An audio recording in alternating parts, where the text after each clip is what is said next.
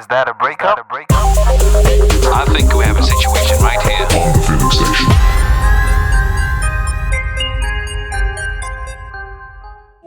Hey, Tinto. Good morning. Good morning. Good afternoon. I have to be zealous because where I am, I'm well into the day, and for you, this is quite early. Yeah, it's quite early, and yeah. Do you know, you surprised me when we were talking the other day, and you said, "Do you know what? Now I'd rather do mine first thing in the morning." And you're like 9 o'clock. I was like, "Whoa!" Because for me. Because for me, at that time of day, right, I cannot function. Nothing sensible will come out of my mouth. Oh, really? No, Yeah. I'm an early bird, so I wake up really early. So Okay, you're the complete opposite. Yeah. Welcome to the Feeling Station. Thank you. Honestly, thank you for getting in touch. I remember how you connected, and I was just relaying this to you the other day. Where I was like, whoa, what's happening here? I've been hacked here. You know, it's like if I've been hacked, because first the connection came via, I think it was Facebook, right? Yeah. And then it came over to Tinto's account. Instagram. Yeah, and then the Feeling Stations. I was like, what is this? And then I saw the DM, and I was like, okay, I get it now. So, first of all, thank you for making time to listen to the podcast, and more importantly, thank you so much for offering to tell your story. No problem. Thanks to you. You're doing good. We enjoy. You're welcome. And for those who are listening to this for the first time, The Feeling Station is a podcast that touches on breakup stories that people would like to talk about, with a view to give you lessons that you can learn from my guest experience. And there's 2 reasons why it's doing exceptionally well now. First up, I do my best to keep my guests anonymous, which brings me to the naming ceremony, the fun bit of the podcast, okay? Now, I'm still sticking to African names, and I've gone to the beautiful island of the Seychelles. Okay. And your name is Shafika, right? I'll spell that for you. If you got a pen and paper, Shafika, Shafika. Okay. And that means somebody who's lovable and eager to do good. Oh, that's nice. Yeah. I like it. Is that are you the kind of person who's eager to do good most of the time? And would you describe yourself as lovable? Yeah, I think so. Yeah. Okay. And I guess and I guess that will translate during the story that you're going to share, right?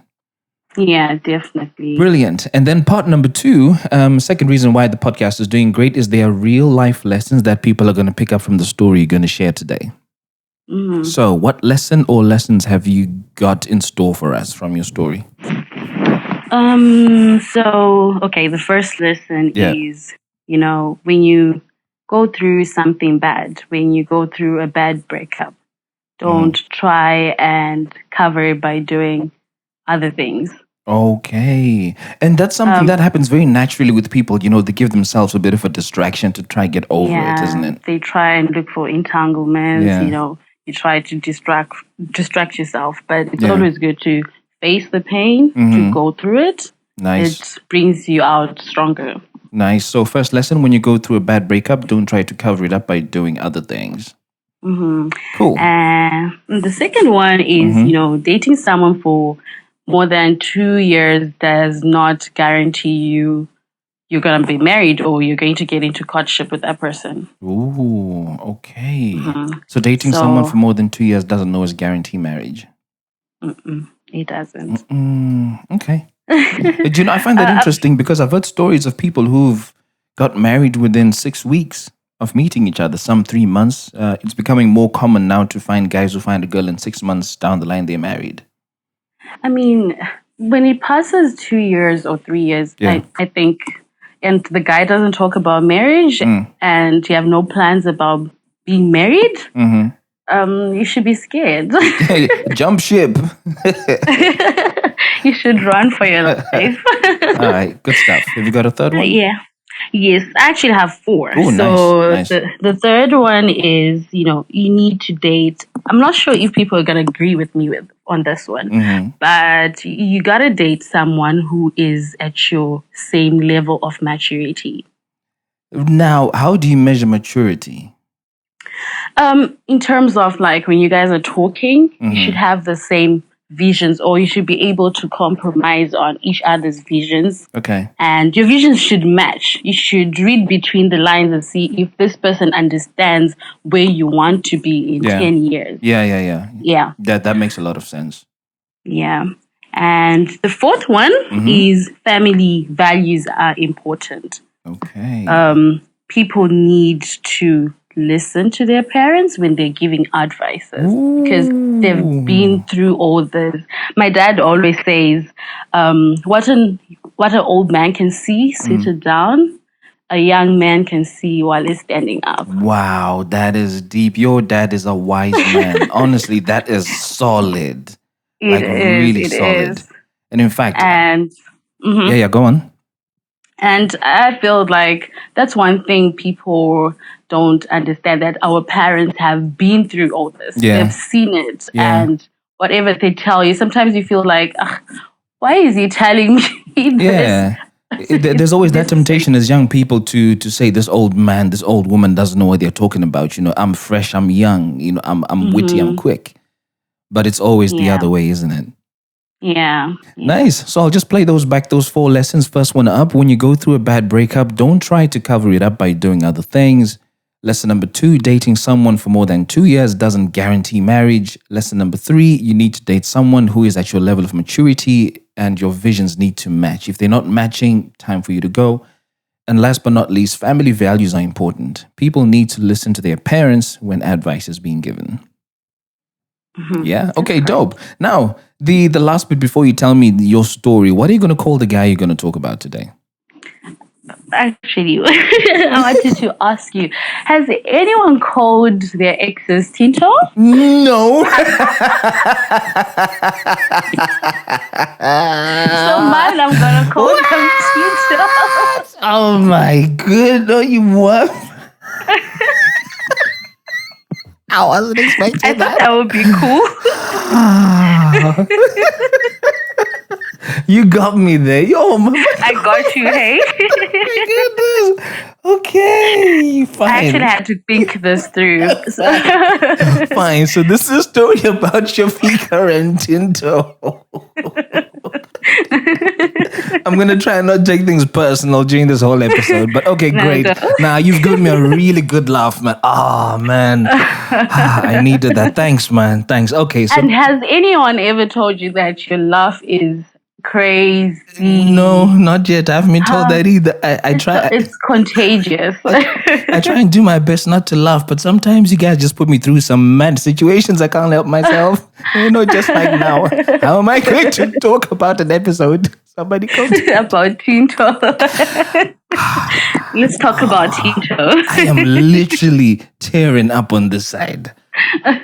Well done, man, Shafika, right? Well done for that. That's a freaking awesome intro.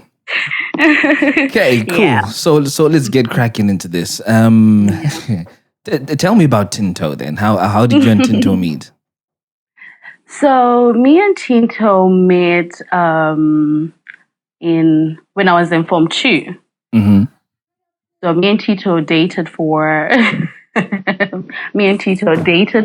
about 10 years. Wow. Yeah. 10 solid years. 10 solid years. Mm-hmm.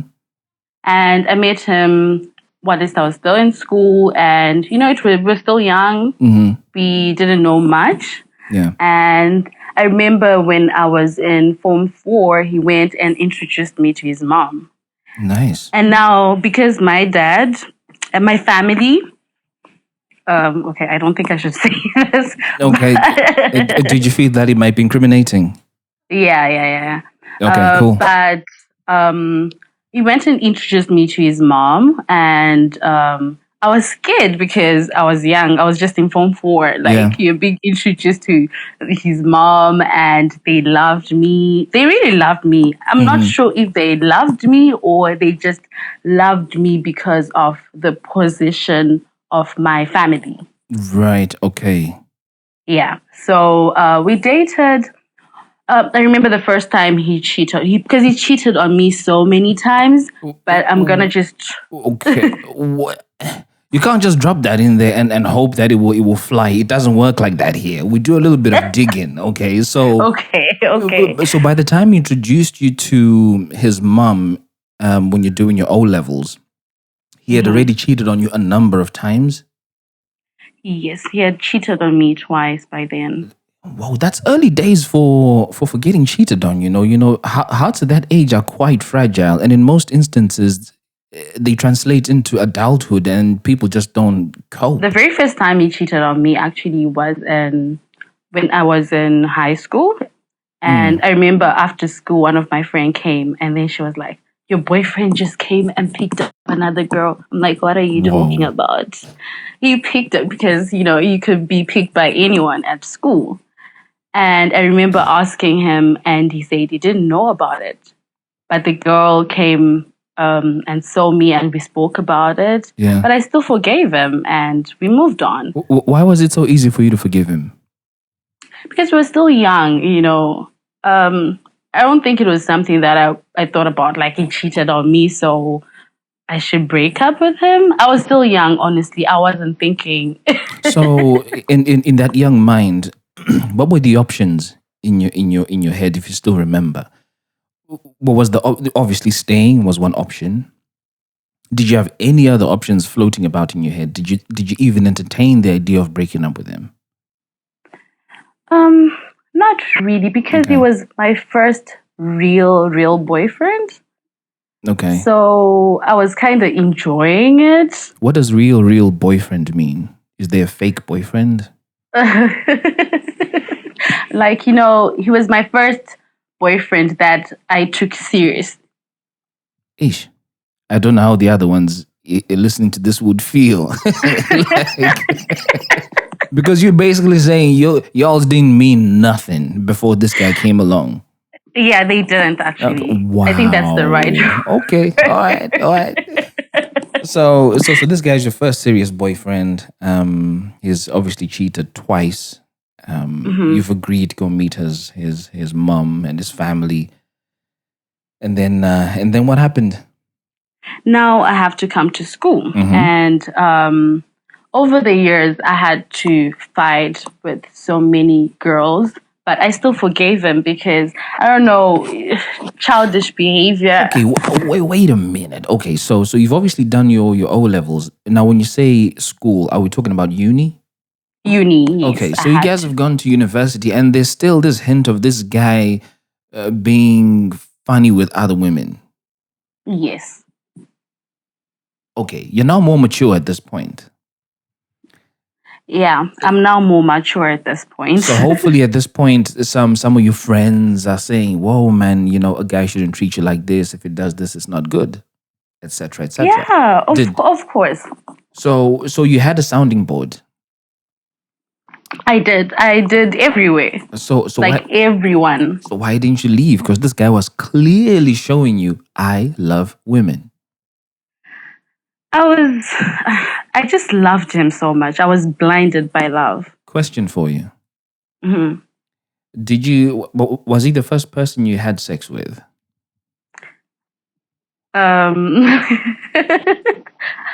We didn't have sex.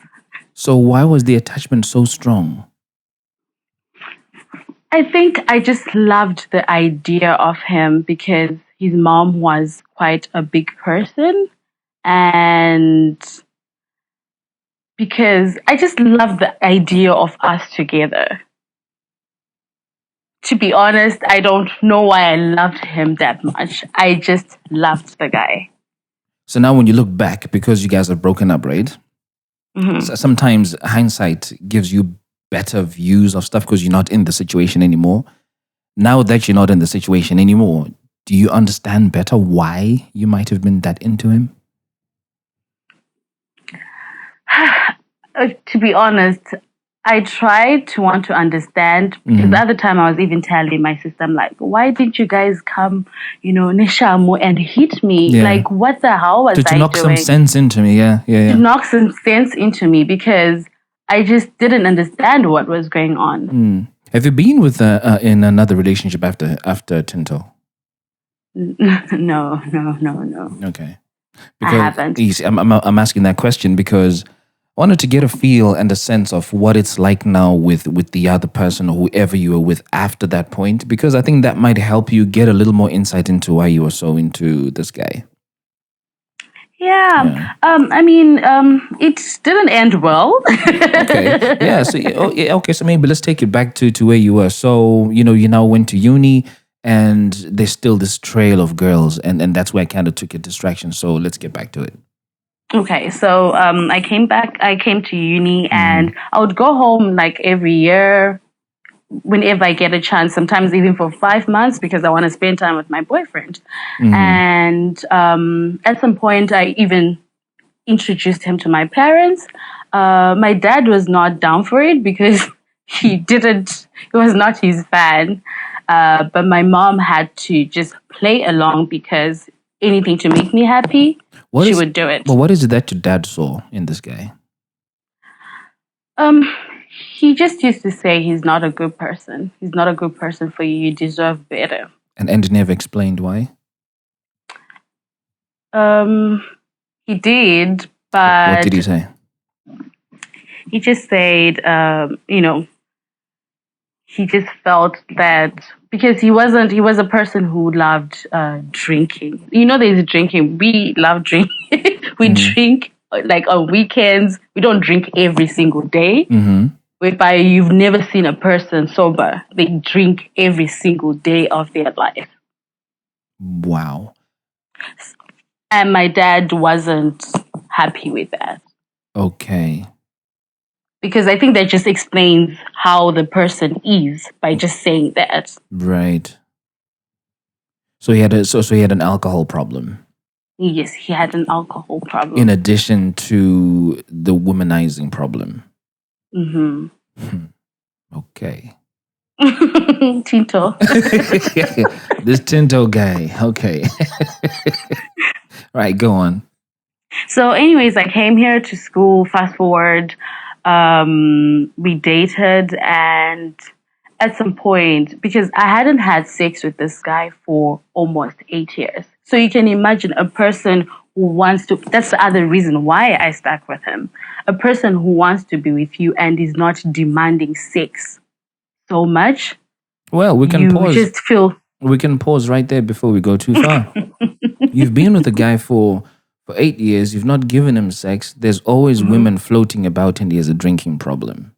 Yeah. That already it says to me that it's okay. I won't pressure you into sex because I'm having sex elsewhere. But then you see, that's the thing. I trusted everything he would tell me. I didn't know all these things. Remember, I'm in university. No one is telling me all these things are going on. So with all these women, okay, I'm assuming in your head you were saying he's cheating because you said you forgave him. If he wasn't cheating, or if it wasn't clear to you he was cheating, you wouldn't need to forgive him. Yeah. So what were some of these cheating activities? What did they involve? Was it just texting? You're texting another woman, so you're emotionally cheating on me. Is that the kind of cheating? What kind of cheating are we talking about here?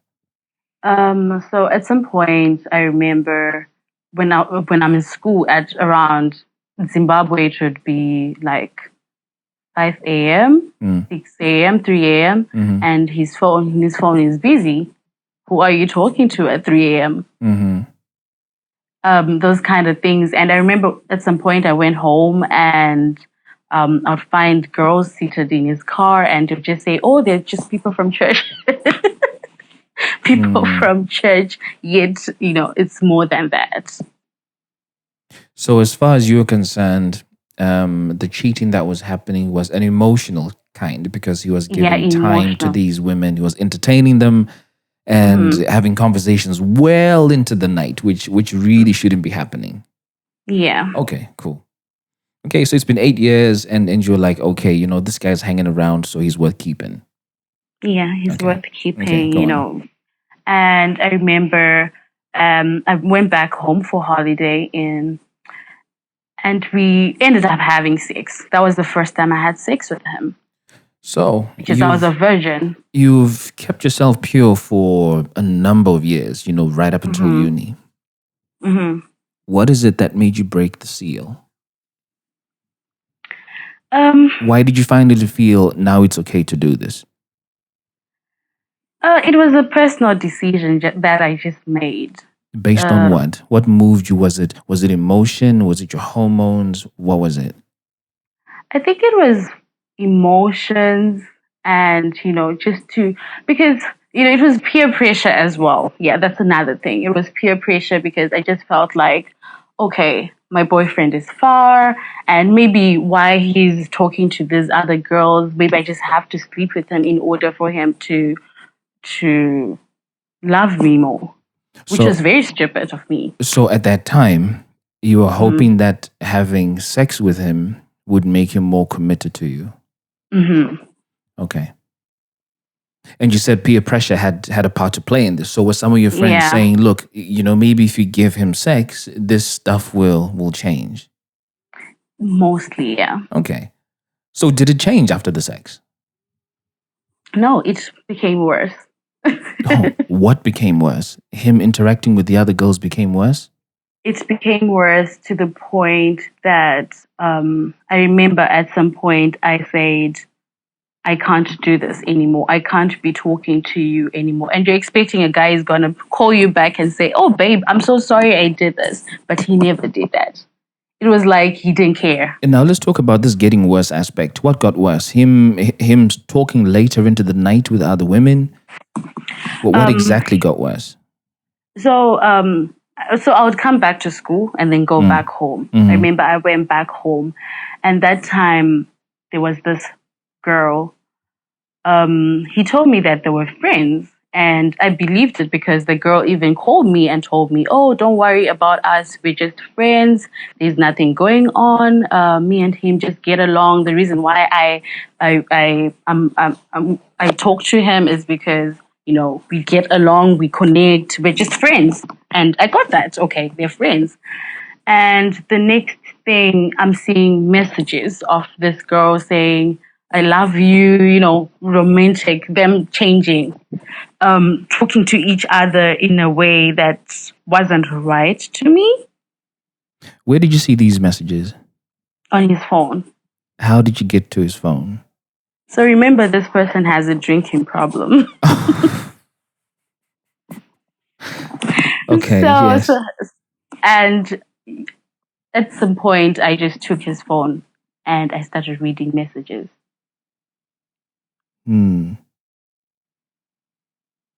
How did reading those messages make you feel? It hurt me. It hurt me.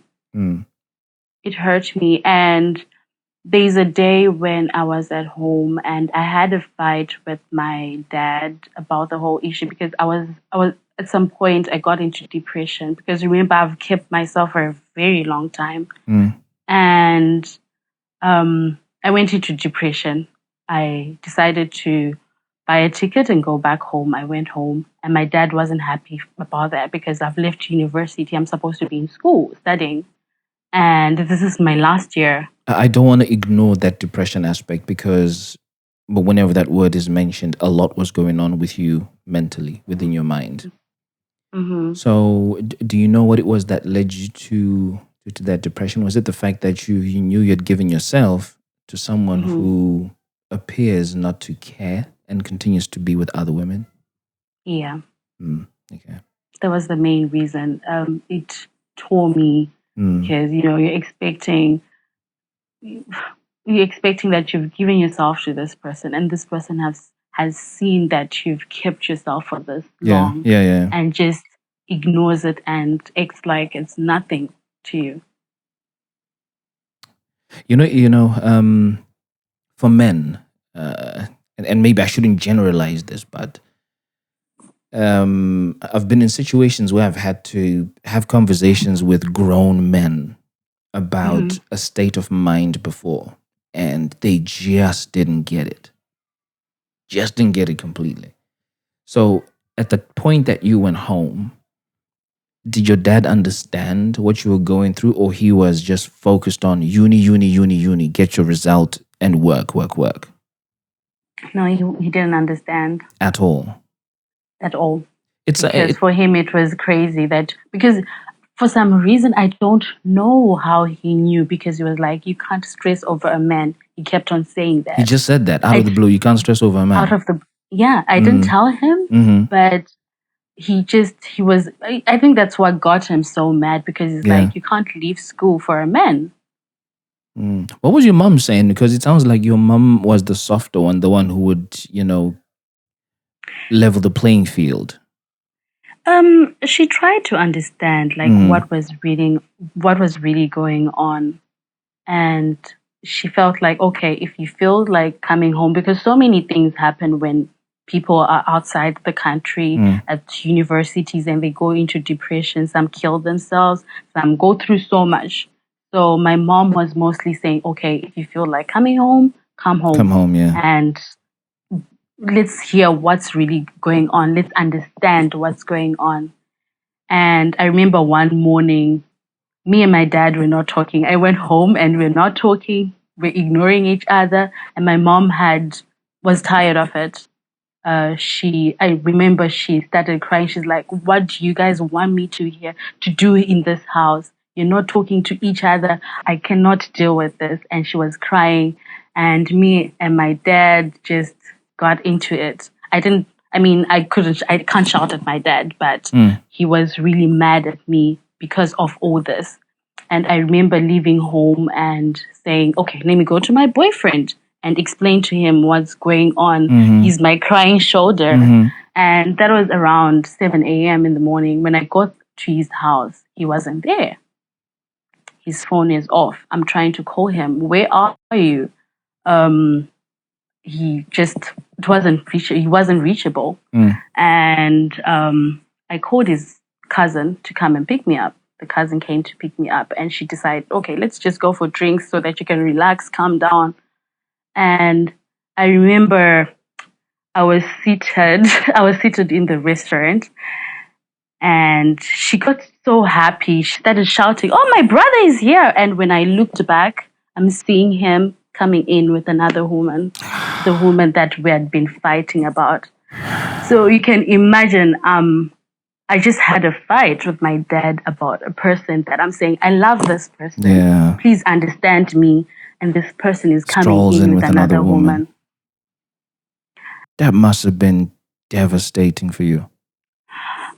It was terrible. I remember when he came in, I just looked at him and I asked him, where were you? Then he couldn't say anything. I just took my things and I ran into the bathroom. And these bathrooms in Africa, they're not always clean. It's not like we see them on TV, I've just had an argument with my boyfriend. They go into a nice, shiny, clean bathroom. I remember I didn't even look at what was around me. I just sat on the floor and I started crying. Whoa. I was crying, and it was so hard, to the point that his cousin actually cried as well, because she was just like, this is not good for you. Jeez. This is not good for you. And I remember she shouted at this girl. She's like, why can't you see what you're doing? Well, it didn't help at that moment. And the next day I was back together with him. Now, the whole time this guy didn't say anything else to you? No. He didn't try and explain anything? He didn't try and explain who he was with? Honestly, his explanation wasn't making sense to me, because he had said, oh, we're coming from a rehearsal, so we just come here to have lunch. I'm like, what do you mean? You didn't even tell me you were going to a rehearsal. Yeah. And I was supposed to meet up with you by your house. So what do you mean? And previously this friend, in quotes, rang you once upon a time and said, oh yeah, I was talking to him. We talked because of ABCD. Did she extend the same courtesy to call you again after this incident to explain? No. I guess she couldn't, because she knew exactly what was going on. Okay. Then what happened? The next day we were back together. Wait a minute. Okay, just wait a minute. Are you forgetting that you've just sat probably on a whole lot of wee and possibly poo in a bathroom? crying your gut and your heart out, Mm-hmm. and somebody else cries with you, and then Yeah. you go and your dad is crying and trying to make you see the light at the same time, and your mom is now stressed. So you got not just you who's in distress. You got mom, you got dad, you got the cousin, Yeah. 3 other people. Oh, but wasn't this enough to at least try and say, hey, Shafika, something here is seriously not right. Just let this go. But what was it that made you? Honestly, But what is it that made you go back after seeing all of that? I think it was because I dated him for a very long time.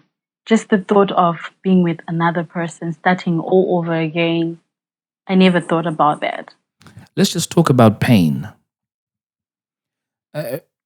It's very easy to get addicted to pain, Mm-hmm. to the point where if something good is genuinely happening, you are suspicious of it Of course. and say, nah, this is too good to be true. There must be something else going on. And then, some people self-destruct, they cause noise and they cause pain, and then they get back to normal. Mm-hmm. I don't know if you got addicted to the pain and you got used to it. I think I got used to it. And, I'm one of the people who had to learn the hard way because there were red flags all over. Literally everywhere. All over. Because this is what I've just told you is like one out of many instances that have happened. All involving another woman? Yes, other women, yes. Yo. At some point, he got into a relationship with a married woman. Whoa.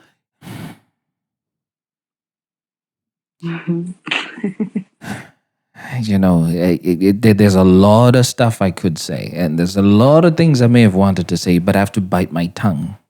And I'm doing so because I'm empathizing with you here. Yeah. When you're that deep into certain situations, you're completely oblivious to what is happening around you.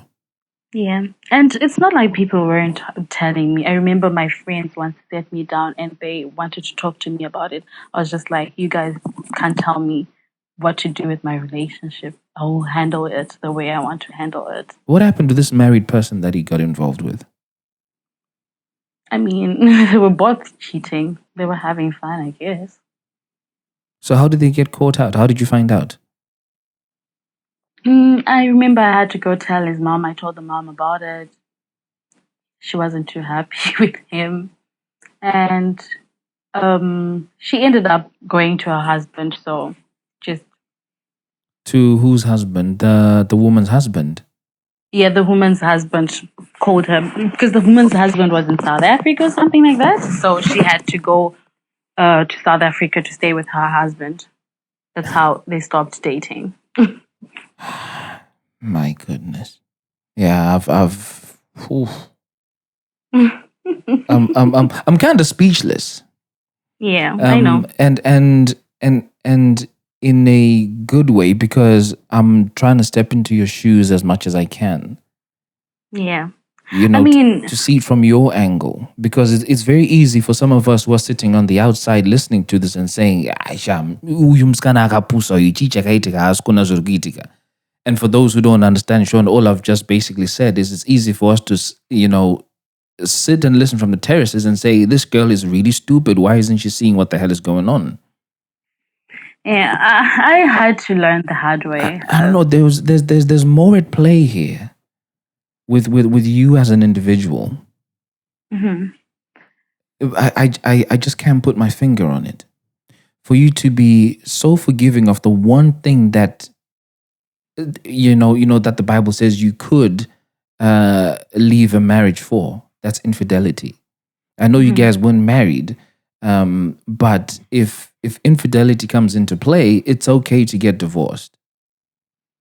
I think it's mostly it was just hard for me to come to terms that these were actually red flags, because I would just think he was gonna change for some reason. I don't know why, but people change, don't they?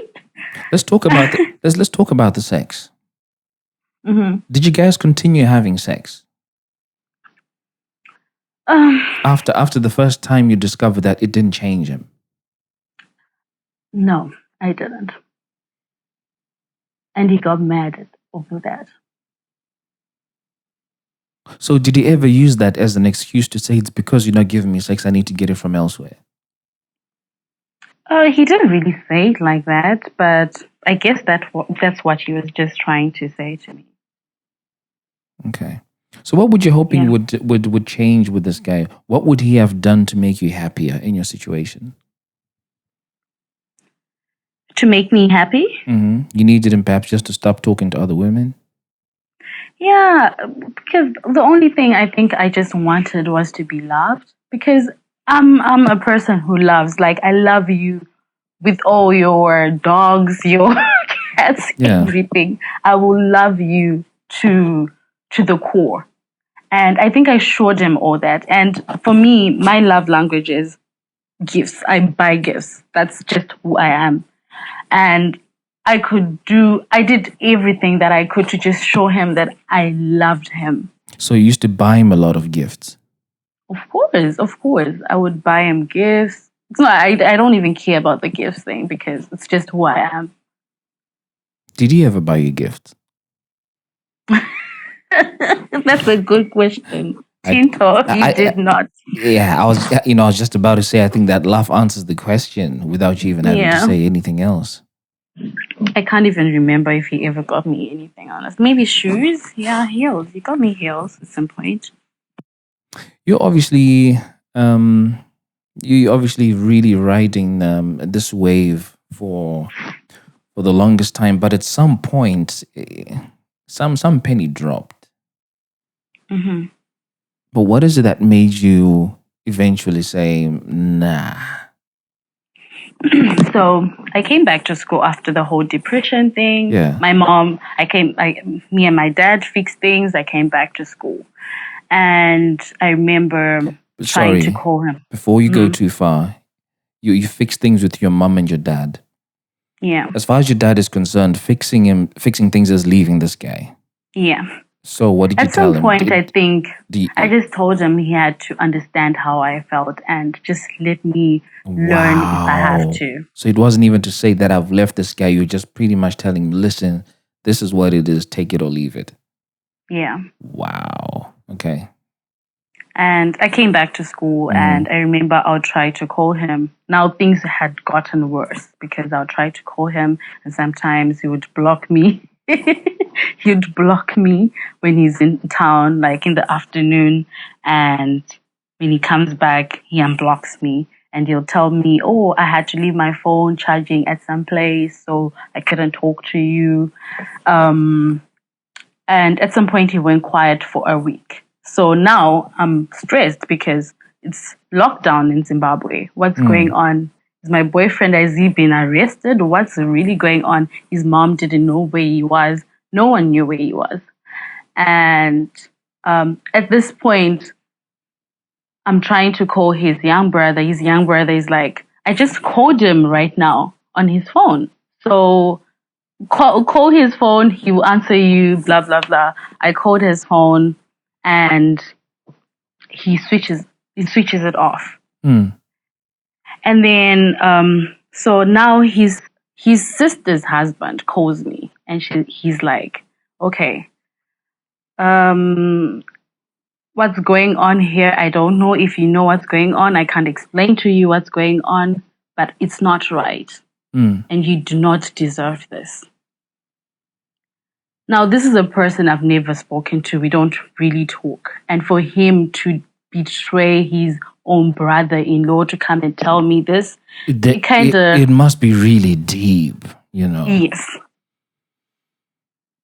Wow. It was really deep. That's when he told me that, the wife was taking care of another girl because she was pregnant. And in that moment, I was just like, okay, I'm done. We stopped talking for 2 months. 2 months down the line, I heard he was getting married. Hey, yeah.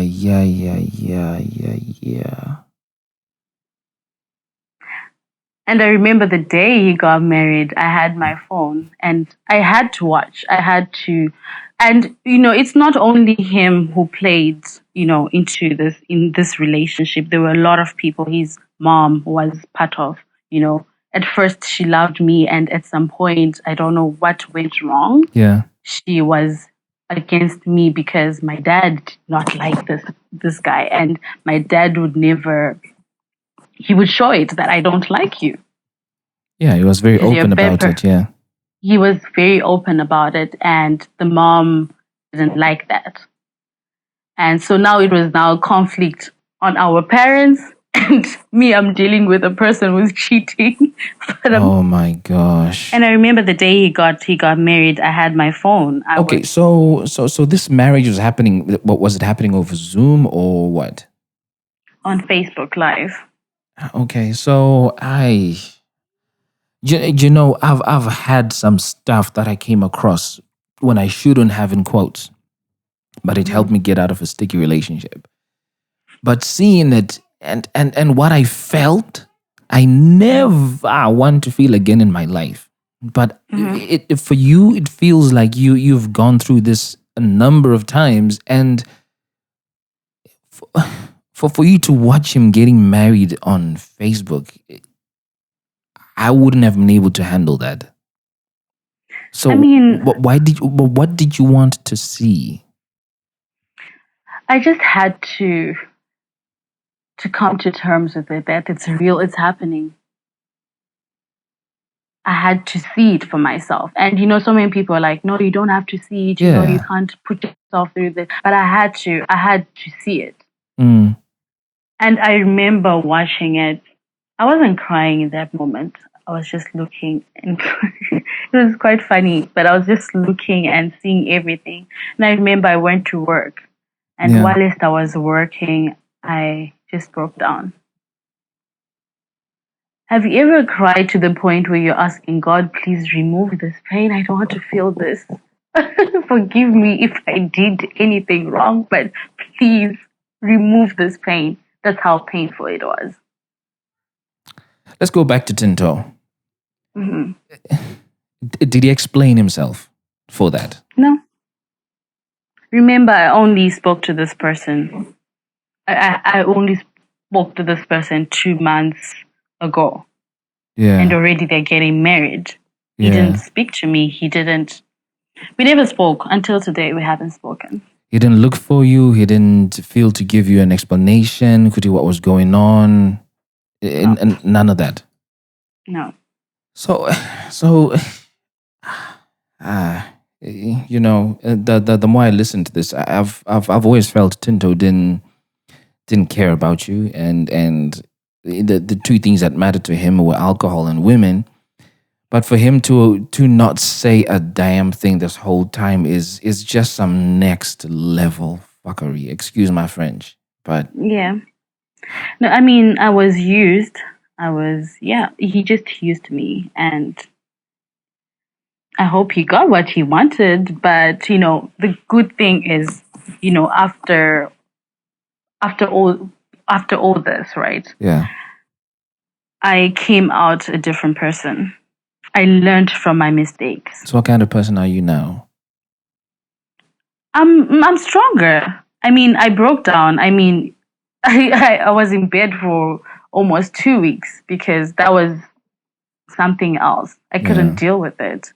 But now I'm a more stronger person, and sometimes you have to appreciate the rough things that you go through, because it's always you come out a stronger person. Though I got one thing that I need to ask of you, Shafika. Mm-hmm. Not to be too hard either on yourself or on the next guy who you potentially are going to be with, because the experience that you had is traumatic. To have so many women come into a relationship potentially might just make you suspicious of every woman who might be in your potential boyfriend or potential husband's life. if they come through and say, "Hi, oh, this is my friend from high school," you're going to give them a side eye and say, "I've been told this story before, and these guys were actually doing Yeah. stuff behind my back."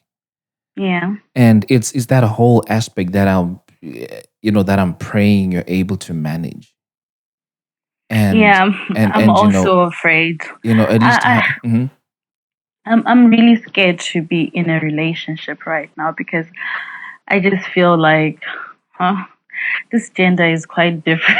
yeah, and that's very understandable, man. You went through the most. Yeah, I did. And you're expecting, so many years that have been wasted. So Yeah. many years that have been wasted. There were so many guys that wanted to be with me. I would have been with them, and I'm sure they would have made me happier. Or at least we hope But they would have. Yeah. yeah, and I stuck to this person, and this person had to just, do this to me. Man, It's crazy. I'm really sorry you had to go through all of that. Yeah, but now I'm really I know people won't believe this, but I've really realized so many things that where he is right now and where I wanted to be are two different places. Right.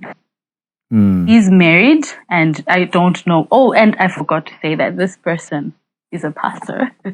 Oh my gosh. Oh no. Oh no. I was doing okay knowing that Tinto was just a regular guy who loved his beer and his women. No, Tinto is a pastor. He's a pastor.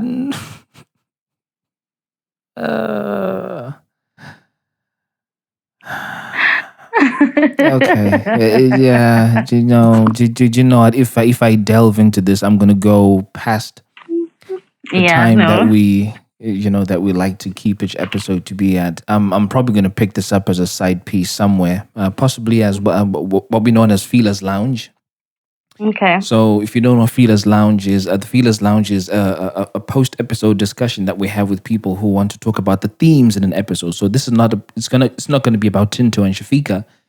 It's about the themes. For instance, alcohol and women. Is there a relationship between the two? That kind of discussion. Okay. And then the discussion that I'll probably move with this thing is around the clergy. So people who are leaders of congregations, the influence and power that they have is attractive for a lot of women. And it will be frugal of us to think that these people do not have sexual needs. They do. And sometimes they are sexual predators because they know they've got the power and they know that the woman is not going to say no. Yeah. So that's something I want to have a discussion about, probably on a Feela's Lounge. I'll give you a heads up if it's dropping so that you can drop in and listen in the background if you want. Sure. But hey, please promise me one thing. I feel this is important. Speak to someone if you haven't already. Speak to a therapist. Oh, I have. Now I'm in a better position. Yeah. Like, I don't, if I'm like in a day, I don't think about it. That just shows that I'm getting through it. I believe. Yeah, that's getting through the breakup. The thing that I'm really hoping you can focus on is getting yourself ready to see someone else. Because it's at that point that you'll really understand whether you've healed or you haven't. Because for now, you don't have a guy who's giving you attention. You don't have a guy who's saying, "I love you." You don't have a guy who's saying, "Do you know what? I'm so into you. I want to consummate this, either in marriage or to have sex with you." And your ability to say yes or no to that could be influenced by what Tinto has done to you. It's those sort of things that I think if you're not paying attention to them now, start having those kind of conversations with your therapist because it's important. I guess so. Otherwise, you're going to be taking a whole heap of baggage into a relationship and you don't know what impact it's going to have on that guy and what his reaction is going to be. If he has a bad reaction, you're going to be dealing with a different set of problems again, in addition to alcoholism and sex addiction. Yeah. Wow.